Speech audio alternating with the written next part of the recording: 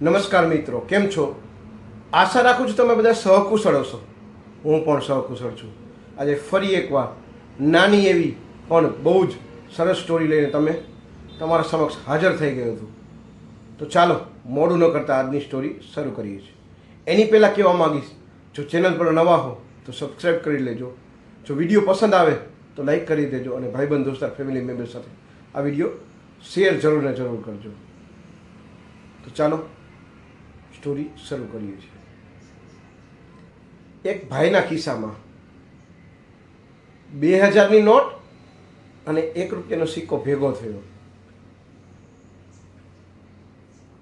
બે ગીચામાં પડ્યા તો 1 રૂપિયાનો સિક્કો 2000ની નોટ જોઈ એક કીટસે સામું જ જોઈ રહ્યો હતો.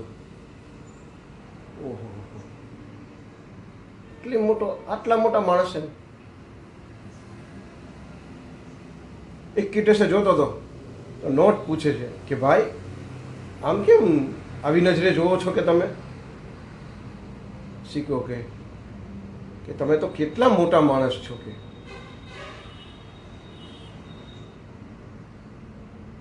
મારી જિંદગીમાં આટલા મોટા માણસ મેં પહેલી વાર જોયા કે એવું કે તમે તો કેટલાનો ઉપયોગ એવા હશો કે અને કેટલું ફર્યા હશો તમે કે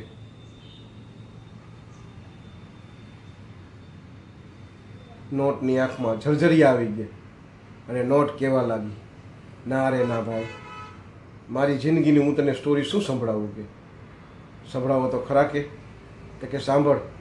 જ્યારે મારો જન્મ થયો ને ત્યાર પછી એક શેઠે મને તિજોરીમાં પૂરી દીધી. વર્ષો સુધી જેલમાં રહું એ રીતના તિજોરીમાં એક ખૂણે પડી દે. આ સંભળાવે છે નોટ 2000ની સિક્કાને.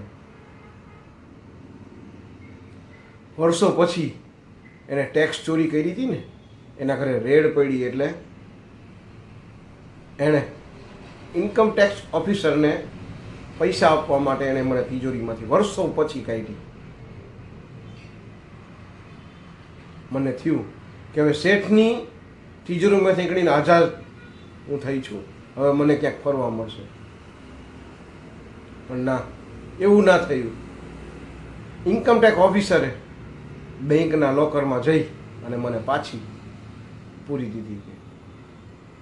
એમાં પણ ઘણો ટાઈમ જતો રહ્યો અને ઇન્કમટેક્સ ઓફિસરે જ્યારે મોટો બંગલો લીધો ને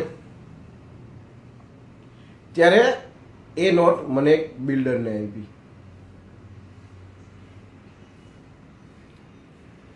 એ બિલ્ડરને આપી ત્યારે મને એવું થયું હવે મને બહાર થોડુંક ફરવા મળશે. પણ ના, એ સમયે પણ હું ખોટો હતો.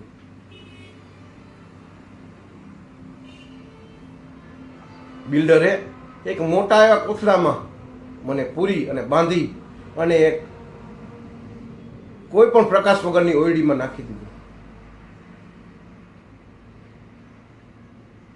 વર્ષો પછી જ્યારે બિલ્ડરને જરૂર પડી ત્યારે હું બહાર નીકળી છું અને આજે તારી હારે વાત કરું છું.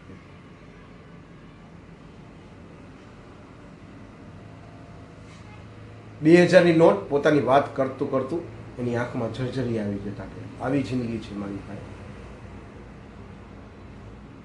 એટલે કે તારી જિંદગી વિશે તો કે 1 રૂપિયાનો સિક્કો કહે છે, મારી જિંદગી તો બહુ સરસ છે કે જિંદગીમાં મારો જન્મ થયો તો હું ઘણું ફર્યો કે ક્યારેક ભિખારીના પાત્રમાં તો ક્યારેક એ પાત્રમાંથી ઉઠીને ભિખારીને બિસ્કિટ લેવામાં મદદ કરી છે. ઘણી નદીઓમાં હું નાહ્યો છું. ભગવાનના ચરણોમાં મેં ચરણ સ્પર્શ કર્યા છે. ઘણા તીર્થો હું ફરી આવ્યો છું.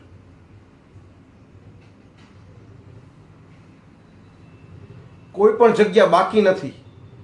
ઘણી વાર તો છોકરાને બિસ્કિટ અપાવીને રાજી કર્યા છે. ઘણી વાર છોકરાઓને ચોકલેટ અપાવીને રાજી કર્યા છે. મારો જન્મ થયો ત્યાર સુધી લગભગ કોઈ જગ્યા એવી બાકી નહીં હોય કે જ્યાં હું ફર્યો નથી. બહુ મને મજા આવેલી. આ તો તમારી આવડી મોટી કિંમત જોઈને મારા કરતાં તમે હજારો ગણા છો. સિક્કો નોટને કહે છે.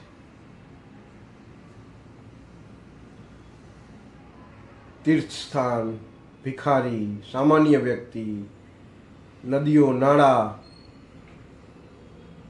ધાર્મિક નદીઓ, ભગવાનના ચરણ સ્પર્શ કરવા, આરતીમાં જઈ આવ્યો કે કેટલું બધું ફરી આવ્યો કેવું.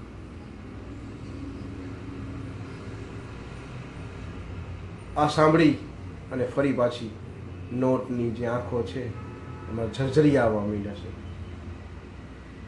આ સ્ટોરી ઉપરથી એ શીખવા મળે છે કે તમે કેટલા મોટા છો એ મહત્વનું નથી, કે તમે કેટલા કોઈને કામ આવો છો એ મહત્વનું છે. જો તમે બહુ મોટા વ્યક્તિ હોય પણ કોઈને કામ ન આવો તો એનો કોઈ મતલબ નથી, એ તમે નાના જ કહેવાય. પણ જો તમે નાના વ્યક્તિ છો અને બધા જ ને જ કામ આવો છો તો તમે નાના વ્યક્તિ નહીં પણ બહુ મોટા વ્યક્તિ છો. એટલે જીવનમાં નક્કી કરવાનું સાહેબ કે કોણ વ્યક્તિ તમને કેટલું કામ આવે છે એ મહત્વનું છે, કે કેટલા રૂપિયાવાળું છે એ મહત્વનું નથી. આ સ્ટોરી ઉપરથી આપણને શીખવા એ મળે છે કે જીવનમાં હંમેશા નાનો માણસ કામ લાગે છે, મોટો માણસ ક્યારેય કામ લાગતો નથી. અને જીવનની હકીકત અને સત્ય છે. આ વિડીયો જો તમને ગમ્યો હોય તો વિડીયોને એક લાઈક કરી દેજો. ચેનલ પર નવા હો તો સબસ્ક્રાઈબ કરી લેજો. અને આ વિડીયો ભાઈબંધ, દોસ્તાર, ફેમિલી મેમ્બર સાથે જરૂર ને જરૂર શેર કરજો, કે જે વ્યક્તિ ઘણા મોટા હોવા છતાં ક્યારેય કામ નથી આવતા. અને બીજી વ્યક્તિને એ શેર કરજો કે જે વ્યક્તિ જેની પાસે કંઈ જ નથી, ટકની મજૂરી કરીને ટકનું ખાય છે, અને એ વ્યક્તિ ગમે ત્યારે તમારા કામમાં અડધી રાતે પણ ઊભા રહી જતા હોય છે. આ બે વ્યક્તિને જરૂર ને જરૂર વિડીયો તમે શેર કરજો, જેથી એમને પણ ખબર પડે કે હું મોટો માણસ છું છતાં કોઈને કામ નથી આવતો, અને જે નાનો માણસ છે એને પણ ખબર પડે કે મારી પાસે કંઈ નથી છતાં પણ હું ઘણા વ્યક્તિને કામ આવું છું. તમે પણ જો મોટા અથવા નાના વ્યક્તિ હોય અને કોઈ વ્યક્તિને કામ ન આવતા હોય તો સાહેબ આ વિડીયો જોઈ જરૂરથી કોઈને કામ આવવા ટ્રાય કરજો. અને આ વિડીયો જો ગમ્યો હોય તો બને સેટલું શક્ય હોય તો બધાય ભાઈબંધ, દોસ્તાર, ફેમિલી મેમ્બર સાથે શેર જરૂર કરજો સાહેબ. તો આજ માટે આટલું જ. જય હિન્દ, વંદે માતરમ દોસ્તો.